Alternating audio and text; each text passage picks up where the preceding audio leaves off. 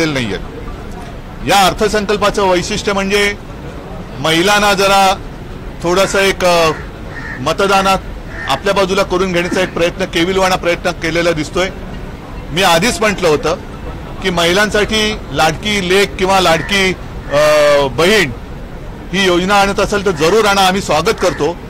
पण मुलगा आणि मुलगी असा भेदभाव करू नका। मुलींसाठी काही आणत असाल तर मुलांसाठी आणा, त्याच्याबद्दल कुठे तशी काही वाच्यता नाहीये। माता भगिनींना तुम्ही हे जे काही देत आहात जरूर द्या, पण त्याच वेळेला परत एकदा सांगेन की आज राज्यामध्ये हजारो तरुण बेकार असताना घरी गेल्यानंतर ती माता भगिनी त्याला काय उत्तर देणार, या प्रश्नाचं उत्तर या अर्थसंकल्पात कुठेही दिसत नाही। म्हणजेच काय की रोजगार वाढीसाठी कुठेही उपाययोजना नाहीत। जे काय आहे ते रेटून न्यायचं। मी शेतकऱ्यांना वीज बिल माफ करा अशी मागणी केली होती, ती त्यांनी मान्य केली, पण शेतकऱ्यांना कर्जमुक्त करा ही मागणी त्यांनी काही मान्य केलेली नाही। शेतकऱ्यांना वीज बिल माफ केल्यानंतर थकबाकी ज्यांची आहे ती थकबाकी सह हे माफ होणार आहे का? आजपर्यंत जेवढी काही थकबाकी आहे तेवढी सगळी थकबाकी तुम्ही माफ करणार आहात का? आणि वीज बिल माफ करा म्हटल्यानंतर मला आठवतं जुन्या एका गोष्टीची आठवण झाली। माझ्यासोबत आज नाना पण आहेत, जितेंद्र आहेत। त्यावेळेला तुमचं सरकार होतं आणि हिंदू हृदय सम्राट शिवसेना प्रमुखांनी संभाजीनगरला जाहीर मागणी केली होती किंवा आपण असं जाहीर केलं होतं की आमचं सरकार आल्यानंतर शेतकऱ्यांना वीज बिल माफ करू।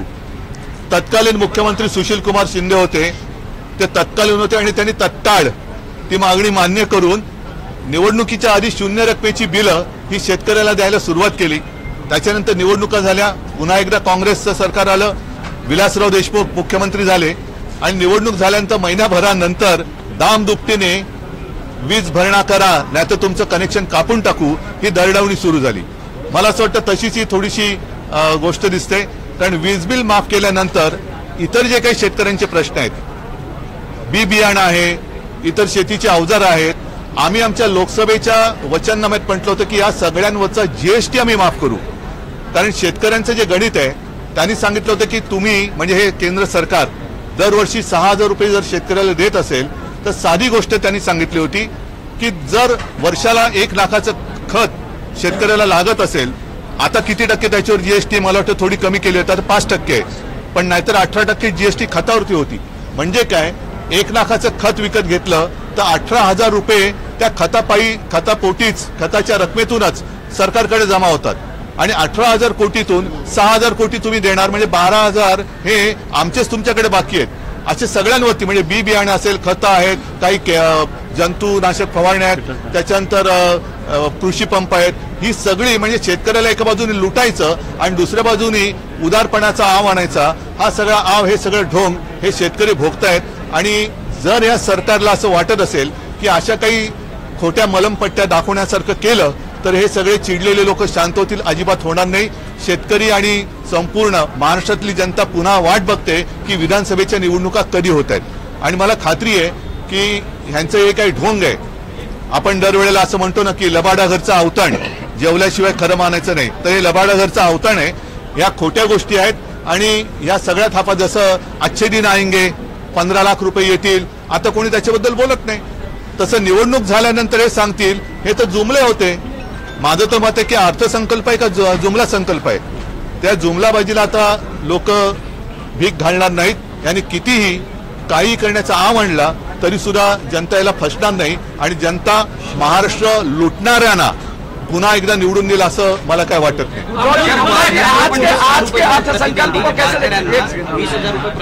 हो, त्यांनी वारकऱ्यांची, मी म्हणेन वारकऱ्यांचा अपमान आहे, कारण ही संत परंपरा ही अत्यंत निस्पृहपणे आपण जर का, कारण मी ती वारी एरियल फोटोग्राफी करताना पण पाहिले, प्रत्यक्ष वारीत चाललो पण आहे, त्यांच्याकडे त्यांचं सामान असं काही नसतं, देहभान हरपून ते विठू नामाचा गजर करत जात असतं, त्यांना पैशांनी काही देणं घेणं नसतं।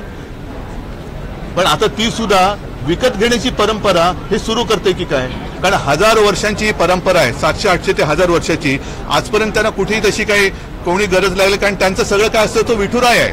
म्हणजे अनेक वारकरी हजारो लाखोच्या संख्येने तिकडे जातात। मंदिरात त्यांना प्रवेश मिळत पण नाही, कारण एवढी गर्दी असते की मंदिरात जवळ पण ते जाऊ शकत नाही. पण त्या मंदिराचा कळस बघून त्याच्यात ते आयुष्य सार्थकी लागलं असं मानतात. त्यांना तुम्ही पैशाचा लोभ दाखवू शकत नाही. एक गोष्ट अशी आहे, मला वाटतं ते आणखीन कुठलं ते अल्पसंख्याकांचं मौलाना आझाद त्याची तरतूद वाढवली. म्हणजे या सरकारने आता हिंदुत्व सोडलं का? या सरकारने हिंदुत्व का सोडलं? निवडणुका तोंडावर आल्या म्हणून या सरकारने हिंदुत्व सोडलंय का? त्याची तरतूद त्यांनी वाढवली, मग यांनी सुद्धा हिंदुत्व सोडले.